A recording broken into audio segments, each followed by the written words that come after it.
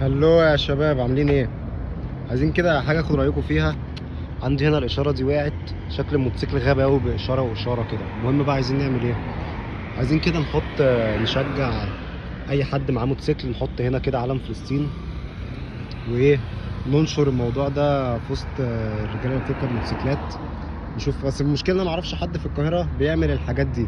عارفين انتوا في حاجه طالعه كده الناس بتحطها على العربيات، عايزين نعملها كمان في الموتوسيكلات. بيحطوا بالعرض كده هنا علم فلسطين او كلمه فلسطين والعلم في النص، وسط الديزاين كده جامد قوي الصراحه، شكله حلو قوي. تبقى كلمه فلسطين كده، وفي نص الكلمه في العلم. عايزين نعملها كده عندي، فعايزين نعملها علشان ايه؟ نشوف كده الناس تشوف شكلها على الموتوسيكل تعجبها. فايه الناس اللي عايزه تعملها بقى ممكن نعملها هنا كده، اما ممكن نحطها هنا كده على الرفرف، تبقى حته ايه، في وش الموتوسيكل من قدام.